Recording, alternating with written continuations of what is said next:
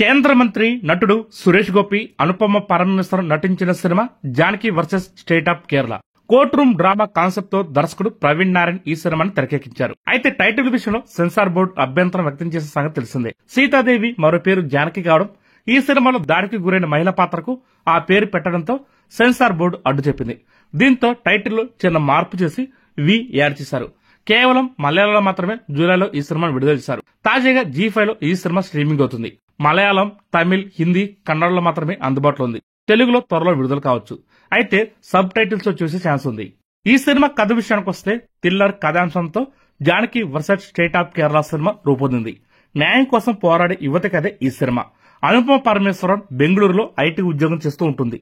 పండగ కోసం కేరళలో తన సొంత ఊరికి వస్తుంది. అయితే అక్కడ ఆమెపై లైంగిక దాడి జరుగుతుంది. దీంతో ఆమె న్యాయ పోరాటం చేస్తుంది. కానీ నిందితుల తరపున ప్రముఖ లాయర్ అయిన సురేష్ గోపి వాదిస్తాడు. దీంతో కేసు ఓడిపోవడం, తండ్రిని కోల్పోవడం, గర్భం దాల్చడం వంటి సంఘటనలు ఆమె జీవితాన్ని కుదిపేస్తాయి. ఇలాంటి పరిస్థితుల్లో అనుపమ పరమేశ్వరన్ ప్రభుత్వాన్ని తన బిడ్డను చూసుకోవాలని కోరుతుంది. దీనిపై కేరళ హైకోర్టు ఎలా స్పందించిందనే అంశం కథలో కీలకం. ఒక కానిస్టేబుల్ సాయంతో కేసు తిరిగి ఓపెన్ చేయడంతో కథ కొత్త మలుపులు తిరుగుతుంది. ఇలాంటి పరిస్థితుల్లో అనుపమ పరమేశ్వరన్ చేసిన న్యాయ పోరాటంలో ఫైనల్ గా ఎవరు గెలిచారు? నిందితుల పక్షాన సురేష్ గోపి ఎందుకు వాదించాల్సి వచ్చింది? అనుపమ పరమేశ్వరన్ జన్మించిన బిడ్డ బాధ్యతని చివరిగా ఎవరు తీసుకుంటారు అనేది తెలియాలంటే ఈ సినిమా చూడాల్సిందే. ఈ సినిమా న్యాయ వ్యవస్థ, మహిళల హక్కులు, సామాజిక బాధ్యతలపై ప్రశ్నలు వేస్తూ భాగోద్వేగంగా సాగుతుంది. మీరు లీగల్ డ్రామా సినిమాలు ఇష్టపడితే ఈ సినిమా తప్పకుండా నచ్చుతుంది. కథలో చెప్పిన అంశం చిన్నదైనా సరే చాలా మందిని ఆలోచింపజేస్తుంది.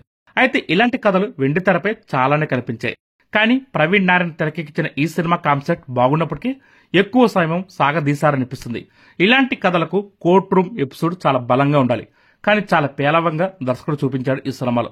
అడ్వకేట్ గా సురేష్ గోపి వంటి స్టార్ నటుడు ఉన్నప్పటికీ బలమైన డైలాగ్స్ చెప్పించలేకపోయాడు. Janaki versus state of Kerala story ప్రారంభం నుంచే నెమ్మదిగా సాగుతుంది. జానకి విజయధరన్ పాత్రలో అనుపమ పరమేశ్వరన్ చాలా బాగా నటించింది. అయితే ఆమె పాత్రని ఇంకా బలంగా చూపించాల్సి ఉంది. మరోవైపు అనుపమ పరమేశ్వర్ కేసులో నిందితుల తరపున సురేష్ గోపి ముందుకు రావడంతో కథలో కాస్త స్పీడ్ అందుకుంటుంది. అక్కడక్కడ అనుపమ పరమేశ్వర్ ని ఇబ్బంది పెట్టే ప్రశ్నలతో ఆయన విసిగించినా కూడా ప్రేక్షకులకు బాగా నచ్చుతుంది. గర్భం దాల్చకుండానే ఆమె ఇలాంటి నేరం జరిగిందని ఆరోపణలు చేస్తుందని ఫీల్ కలిగించేలా కొన్ని సీన్లుంటాయి. అవి బాగానే కనెక్ట్ అవుతాయి. సురేష్ గోపి వంటి లాయర్ ఎంట్రీ ఇవ్వడంతో అనుపమ పరమేశ్వర్ కేసుని కోర్టు కొట్టివేస్తుంది. అయితే ఇంటర్వెల్ నుంచి అసలు కథ మొదలవుతుంది. తండ్రిని కోల్పోయి ఆపై లైంగిక దాడికి గురై దిక్కుతోచని స్థితిలో ఉన్న ఆమెకు సాయంగా కానిస్టేబుల్ ఫిరోజ్ ఎంట్రీ ఇస్తాడు.